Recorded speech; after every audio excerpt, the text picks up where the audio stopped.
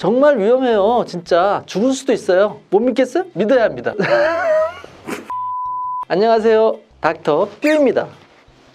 오늘 할 얘기는요, 간헐적 단식 잘못하면 목숨 위험할 수도 있고 건강을 심하게 해칠 수도 있습니다. 뭐든지 마찬가지지만 좋은 것보다 나쁜 것이 없어야 됩니다. 저희가 약을 쓸 때도 효과를 보는 것도 중요하지만 부작용이 안 나는 게 더 중요한 거거든요. 그렇다면은 간헐적 단식이 위험한 사람들은 어떤 사람들이 있을까요? 첫 번째로 위험한 사람들은요, 당뇨병 환자들입니다. 왜 그러냐면 간헐적 단식이라는 게 16시간 혹은 20시간 혹은 24시간 동안 식사를 하지 않는 요법인데요, 이렇게 식사를 하지 않아도 일반적인 분들은 아무 건강 위험함이 없습니다. 근데 문제는 이 혈당을 유지하는 기능이 문제가 있는 당뇨병 환자는 다르다는 겁니다. 당뇨병 환자들은 오히려 갑자기 먹지 않게 된다면 그때 혈당이 유지가 안 되면서 실제로 저혈당 상태에 빠질 수도 있는 거죠.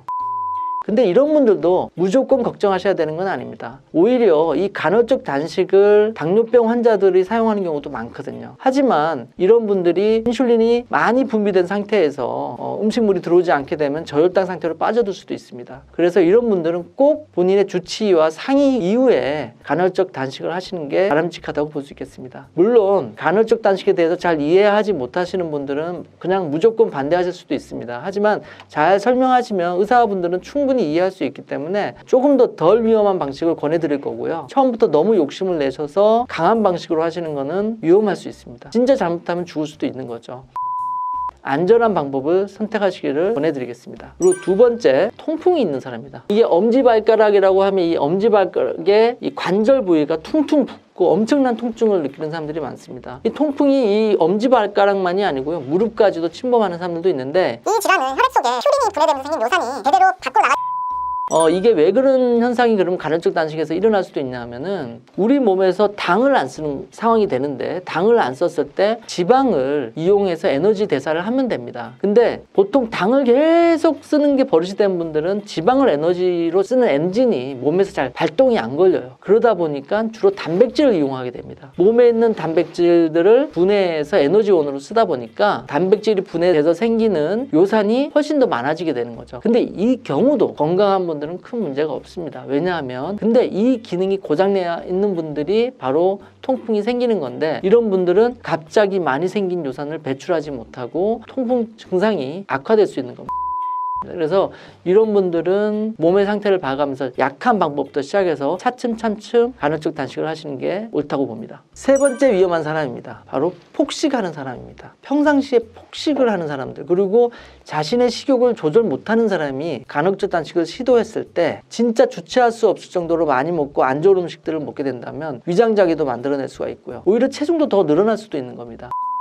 그래서 이런 분들은 처음에는 간식부터 끊어보자, 점진적으로 해나가시는 것이 훨씬 유리합니다. 처음부터 무리하다 보면 원래 조절이 안 되던 식욕을 폭발시켜가지고 체중이 급격하게 찔 수도 있는 부작용이 있다는 거, 이런 분들은 꼭 주의해서 하셔야 합니다. 네 번째는 체력이 너무 약한 사람입니다. 우리 흔히 말하는 만성질환을 가진 분들이죠.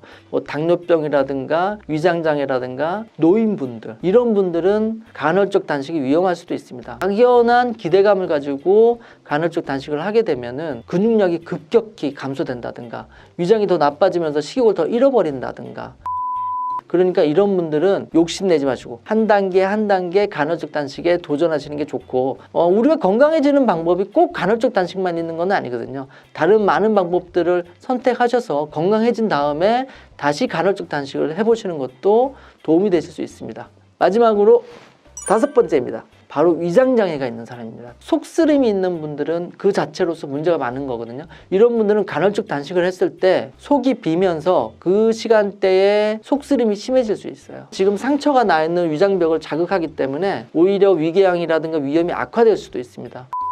그래서 이런 분들은 기본적으로 간헐적 단식을 할 때 위장장애를 조금 완화시키고 난 다음에 하시는 것도 좋아요. 너무 증상이 나쁠 때는 병부터 고치고 가야죠.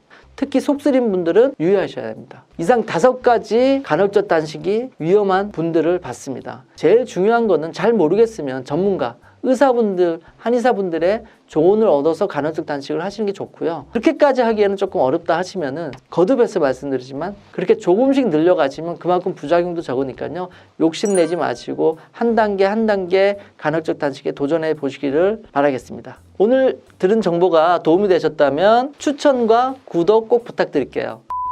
뷰티비를 구독하시면 매일매일 예뻐진다는 이야기가 있습니다. 꼭 부탁해요.